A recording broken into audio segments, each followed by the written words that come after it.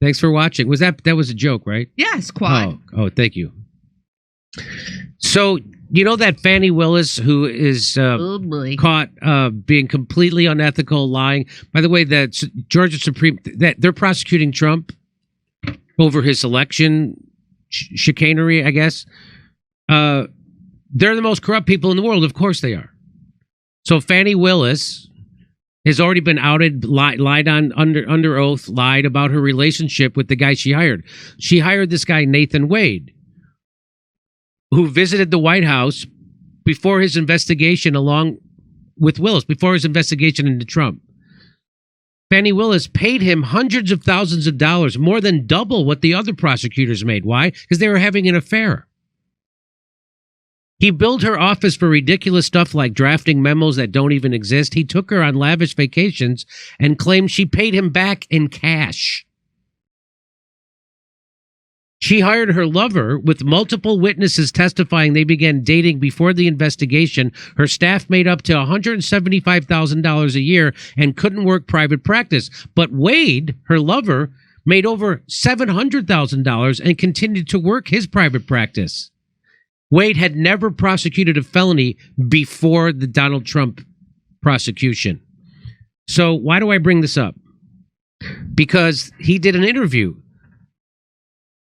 He did an interview with CNN. Watch this crazy thing. Now, they lied under oath. He has lied, and so has Fani Willis. They've lied about when their relationship started. They've lied under oath about that. And so he doesn't want to let the cat out of the bag. So she asked him, watch this. Just to clarify, when did... Ready? Just to clarify, when did the romantic relationship between the two of you start? When did it start? Yeah, so, you know, we get into...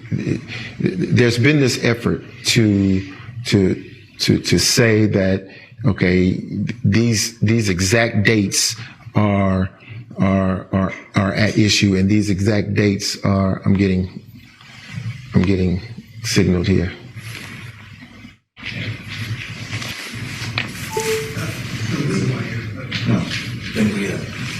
Yeah, take it.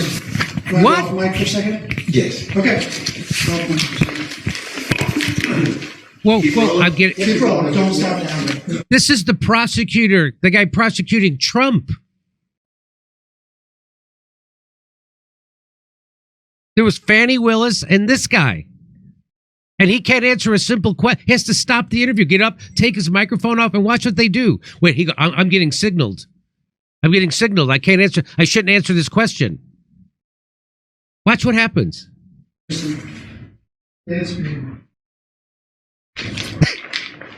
keep the cameras running. This guy takes him over there to tell him this. What is he telling him? He gets up mid-interview to consult with his team. And this is live? Do you imagine if Trump did this? Anybody else did this? This is... That's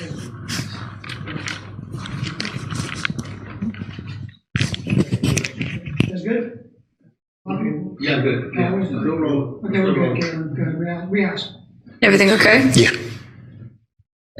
Just to revisit the question, it was... Is everything okay? Yeah, everything's okay. What? These are the people going after Trump. They have to stop CNN softball interviews because they don't want to open themselves up for being thrown in jail for lying on the stand. Because that's what that is. Because he lied under oath. Everybody knows it. And that's why she asked him, hey, when did your relationship start? Here we go. Clarify when the romantic relationship started and when it ended.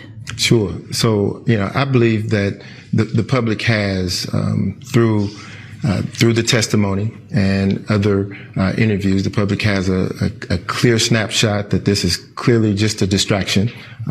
It is not a relevant issue in this case. And I think that we should be focusing on more of the facts and the indictment of the case. They had to pull him out of the interview for him to say that? How low is the IQ of these people prosecuting Trump? He didn't know to just say that on his own. They had to stop the interview, take his microphone off, take him in a corner, and tell him, say this is a distraction. Say this is a distraction. He didn't automatically know to say that? That's how dumb these people are that are prosecuting Trump. Well, I guess you can't expect a male prostitute to have all the answers. Am I right? Come on. Well, I ask because obviously it's still a pending matter. It's going to be before the Court of Appeals. And you talked about how proud you were of all the work that you did in this office. You want to watch this again? Because I do. Let's watch this. Clarify. When did the romantic relationship between the two of you start? Yeah. So, we get into, there's been this effort to say that, okay, these exact dates are at issue, and these exact dates are, I'm getting signaled here. Oh.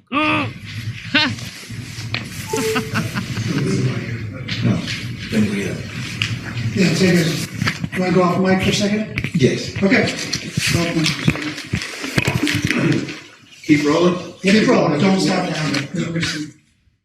It's in the middle of an interview.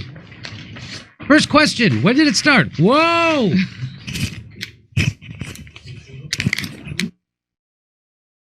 Nathan has to be the dumbest man on the face of the earth. His facial expressions are so incriminating and hilarious. You know who that is? That's Juanita Broderick. Oh. The woman who credibly accused Bill Clinton of rape. To anyone who believes Wade after seeing this, a Nigerian prince just passed away and left you all his money.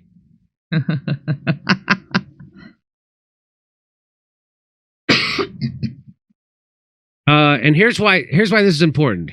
I'll show you. And one of the cruxes of their argument is that they claim that their personal relationship began in the year 2022, which is significant because it would mean that they only started to see each other after Mr. Nathan Wade was assigned to be the lead prosecutor in the Trump case. Here's a timeline. Mr. Nathan Wade was assigned to be special counsel on the Trump case in November of 2021. And the claim made by Ms. Fannie Willis and Mr. Nathan Wade is that before this assignment, they were just friends. Only became romantically involved afterwards in the year 2022. Now, obviously, that's still not great, but it's the story that they've stuck to. Under oath, both Mr. Nathan Wade and Ms. Fannie Willis repeatedly told the court that their personal relationship only began in the year 2022, after he was assigned to be the special prosecutor. However, during the actual course of the hearings, there were several witnesses who claimed otherwise, who claimed that the relationship actually began much earlier. For instance, there was a former employee of the district attorney's office who testified that the relationship actually began in the year 2019. There was also a former lawyer from Mr. Nathan Wade's law firm whose text messages likewise claimed that the alleged relationship began in the year 2019. But in this type of a scenario, it's just essentially their word against Ms. Fannie Willis's. One side says that the relationship began in 2019. The other side says that it began in the year 2022. Who do you believe? Well, it's exactly amidst this backdrop that lawyers for President Trump dropped this new court filing right here. You can see it up on screen for yourself. Trump's lawyers were able to subpoena AT&T, and by doing so, they were able to get Mr. Nathan Wade's cell phone records from January 1st of 2021 up until November 30th of 2021, right when Mr. Nathan Wade was assigned to be the special counsel. Meaning that these phone records, they cover the 11-month period leading up to Ms. Fannie Willis assigning Mr. Nathan Wade to be the special prosecutor. It's also, again, that same period of time where, under oath, Nathan Wade and Fannie Willis claimed that they were not seeing each other. They were just friends. However, these phone records, as well as the geolocation data that were tied to these phone records, they paint a much different picture. Here are some of the top line findings. Quote, Nathan Wade and Fannie Willis exchanged over 2,000 voice calls and just under 12,000 text messages from January 1st of 2021 through November 30th of 2021. Geolocation data indicates that Nathan Wade was at Fannie Willis's condo on at least 35 occasions. The data revealed he was stationary at the condo and not in transit. Stationary. Nathan Wade's visits to Fannie Willis's condo were corroborated by text and phone calls. Then the report lists some concrete examples. For instance, quote, on November 29th of 2021, following a call from Ms. Willis at 11:32 p.m., while the call continued, Nathan Wade's phone left the East Cobb area just after midnight and arrived within the geofence located on the Dogwood address, which is Ms. Fannie Willis's condo, at 12:43 a.m. on November 30th of 2021. The phone remained there until 4:55 a.m. Then, in another similar example, quote, on September 11th of 2021, Nathan Wade arrived at the condo address at approximately 10:45 p.m. He left the address at 3:28 a.m. and arrived at his own home at 4:05 a.m. He then texted Fannie Willis at 4:20 a.m. Now, because of the time constraints in this particular case, and the fact that there was literally an entire year's worth of data to comb through, well, the lawyers for Trump were only able to go through a part of it. But even that small part they were able to cover, it showed roughly 35 trips that Mr. Nathan Wade made to Fannie Willis's condo, many of them being late at night. And so what appears to have been happening, at least according to this data, is that these two individuals were having their affair throughout at least 2021. At least. So watch this. You want to see it? This is funny. So they ask him, hey, do you remember booking a cabin for you and Fannie Willis? What's this? For 1,000 pages of records. I'm asking if you remember paying for a cabin 6 months ago in Tennessee. No. You remember booking? Do you remember paying for a cabin 6 months ago in Tennessee? You see that his face? Thinking really hard. That's when you're really. I'm really. No. No, I don't. You don't remember paying for a cabin 6 months ago? No. Well, guess what? They have the paperwork, dummy. Cabin. I booked lots of cabins. I booked lots of cabins. This guy's such a bad liar. Did you go to a cabin with Miss Willis ever? Oh my God, he's thinking hard again. I booked lots of cabins. Would you just go spend a weekend with Bill Clinton and learn how to lie properly? So watch this. Let's watch this. Did you go to a cabin with Miss Willis ever?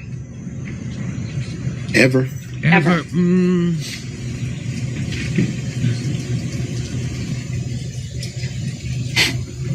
Oh, jeez. Oh, no. Sniff. I like the sniff. Oh, he's really thinking. He's really thinking. Ever. Did I ever? He's really thinking. How am I supposed to answer this? Ever. Oh. No. No.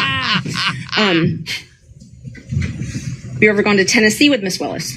Yes. Oh yeah. Pages of records. I'm asking. So here, what's funny is, so this guy was his buddy, right? They were lawyers together, and this guy, they were asking him, "Hey, when did the relationship start?" And he was like, "I don't know when it started." And then they show him his own text messages that revealed that he knew that the relationship had started before they said it did, that they lied. And they show him the text messages, and you could hear him say under his breath, "Damn." Watch this. Was 2 pages of text messages between you and Miss Merchant, correct? Correct. All right. Now, the first page starts off by saying, Miss Merchant, like, just date, don't hire him. Do you think it started before she hired him? You see that? Did you hear him? Did you hear him? Damn. Damn, they got me. Damn. Want to hear it again? I do. Yeah. Jeez. You see that?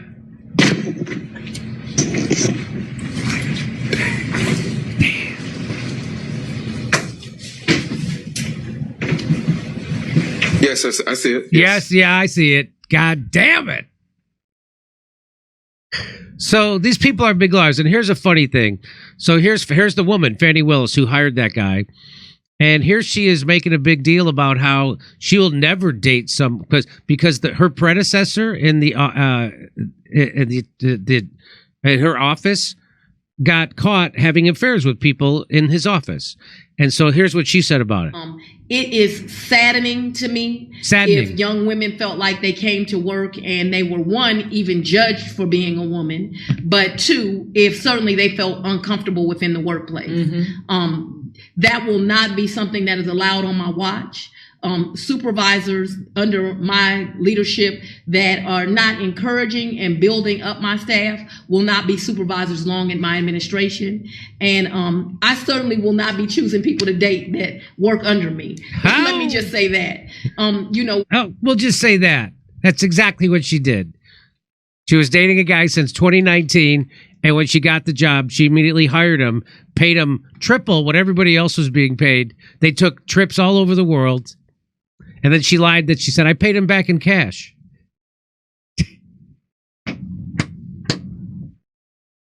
These are the people prosecuting Trump. So, and nobody knows this because they don't talk about this on regular news. Nobody knows this. Have you seen this? Have you seen this goofy thing of him getting up? First question, gets up. Holy shit! I gotta take this. I gotta go. Hang on. All right. Anyway, over to stuff. Oh boy. Good luck, Fanny. Oh boy. Wow. You know, it was just so funny about looking at that first moment that you showed that he didn't think he was going to be asked that question. Exactly. He didn't think that was going to be a question that they were going to be asked. The IQ on these people is so low. Well, oh boy, save your money. Jimmy, you must be controlled opposition to still be on YouTube. And you're no kidding. An emoji with crying eyes. 600 dead Ukrainian. No Jimmy, kidding. 20 million from the Vax. Noodles the cat. Hey. What happened to the amazing Blumpkin? CL Rick, thank you. Hey, you want to Jimmy? Somebody made a real campaign commercial for Joe Biden. You want to see it?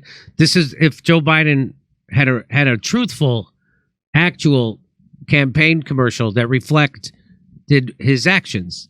So this it doesn't have everything in it, but what's in it is worth it. This is just one small snippet of a campaign. Yeah, here's the real campaign ad for #Genocide Joe. I'm Joe Biden, and I approve this message. I think it's about time we stop apologizing for our support for Israel. There's no apology to be made. None. It is the best $3 billion investment we make. القذائف والصواريخ الأمريكية.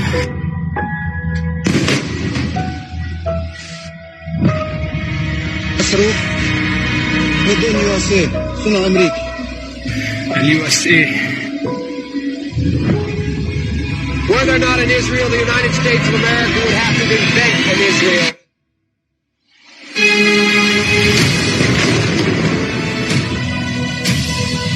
We are America, second to none, and we own the finish line. So I am a Zionist. You don't have to be a Jew to be a Zionist. My administration's support for Israel's security is rock solid and unwavering.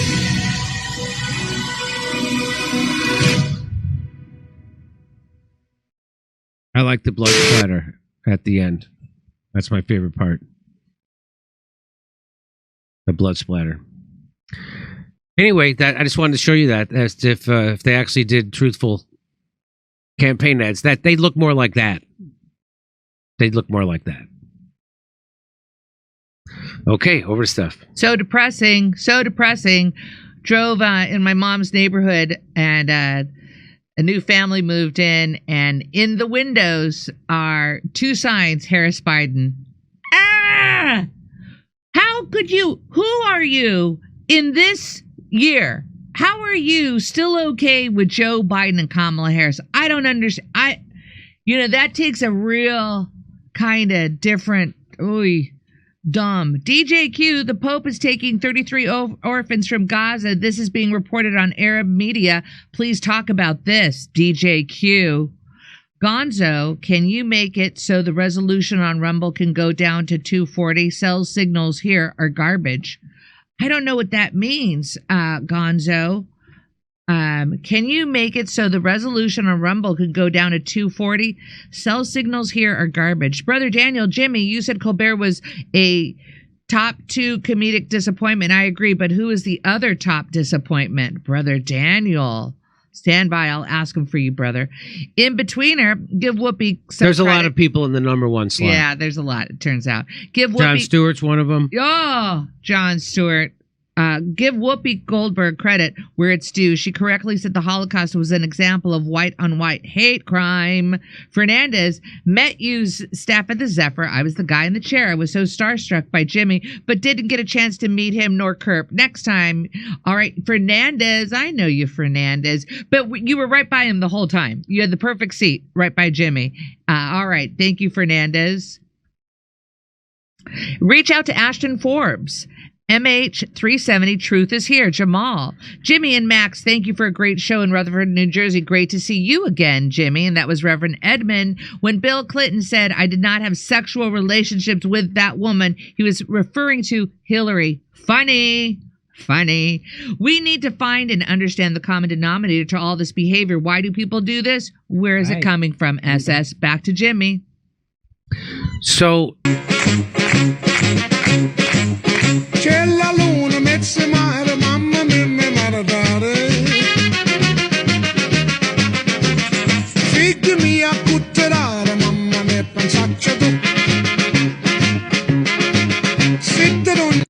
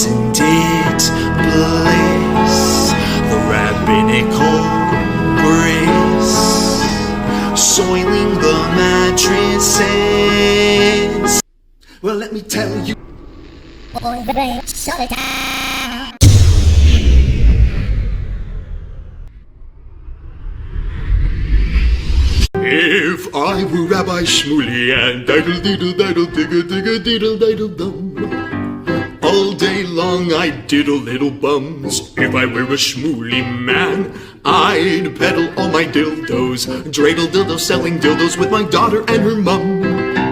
If I were a Jewish Shmuley man, I'd be digging with a dildo in my bum. I'd wear a grotesque nose and go grab some goyim right on the nipple with a pinch. A Shabbos lap dance brace for the youngest mensch. At this time, more than any other time, you know, revolution is necessary. It is necessary. Not only based on what has happened with the MOVE organization, you know, the babies that have been murdered, you know, MOVE adults that have been murdered, bombs being dropped on us, but past that to what is happening with all black people, so-called minority people, you know, money poor people. You know, this government, as has been said earlier, has waged war on us. But, you know, something about us, particularly here in America, we don't really understand that. You know, we don't really know what war is. You know, for black people, for poor people, that people see as good, that they wasn't forced to do, that they didn't do to try to keep black people appeased, you know, and calm down so that black people wouldn't riot. A prison situation is a crystallized example of that. You can make phone calls in prison. They have movies in prison. But they don't have those things because they just want to be nice to prisoners. They have those things because they know damn well if they don't have, you know, people being able to contact their family, if they don't have, you know, facilities for people to sit there and watch movies, people are going to be frustrated, upset, and they're going to direct that frustration at them prison administrators. And they're going to have riots on their hands. You know, they're going to have people in them prisons turning them prisons out. That's why they have movies. That's why they have access to phones the way they do. And a stop to it when we don't like it, or encouraging it when it's something that's in our interest. You know, we have to call the shots. The people have to take the reins of this system and start dictating, you know, what we need, what needs to be done. And, you know, taking the initiative to do it ourselves. We can't rely on this system. I mean, you know, don't people see what's happening? Every single confrontation that MOVE people have been involved in, every single issue, you know, oppression, economic issues, every single issue facing our people, you know, is something that can be dealt with very, very simply. All people got to do is make their wishes known. All people have to do is stand up and say, listen, we're not accepting that. Unity is the key. Unity is the key to revolution. Revolution ain't nothing to be afraid of. It ain't nothing to shy away from. Revolution, contrary to what officials, you know, this system and those backing the officials running this system, you know, want people to believe that revolution means violence, you know, means blood in the street. I'm saying it can get to that point, but it don't have to be violent. You know, when people come together and take a strong stand on an issue, this government don't have no choice but to listen. Where you think they get their authority from? They don't have no power, but they do have authority to do certain things. Where you think they get it from? They get it from us, from the people. You know, they get it from us accepting the things that they do to be done to stop it. Then you have some people who want to then turn around and say, yeah, well, you know, it's the best we have, and want to make excuses. The time for excuses is over. It's over. You know, every man, woman, and child has to be involved in this revolution. Not only has to be, but is, whether you want to be or not. I mean, our babies gave their lives for this revolution on May 13th. You know, men, women, and children were murdered. And not just MOVE babies, you know. What about all of the young men, women, you know, children 8, 9 years old shot down on the street by cops, you know, by drug pushers? I mean, you know, where do you think that mentality comes from? It comes from this system, from the mentality of this system of getting over, you know, making a quick buck, you know. I'm saying that's where that needs to be done to stop it. Then, you know, what I want people to really, really understand is that it's past time. It is past time for poor people, black people, you know, to realize that this system has failed you. It has failed you. You can't get nothing from it. And what people got to do is withdraw our support from it and start doing for ourselves. That's what we got to do. You know, how long are people going to sit back and beg, you know, this government to do what's right when for hundreds of years all you've gotten is a slap in the face? All you've gotten is this government kicking your ass. That's all. That's all black people have ever gotten from this government.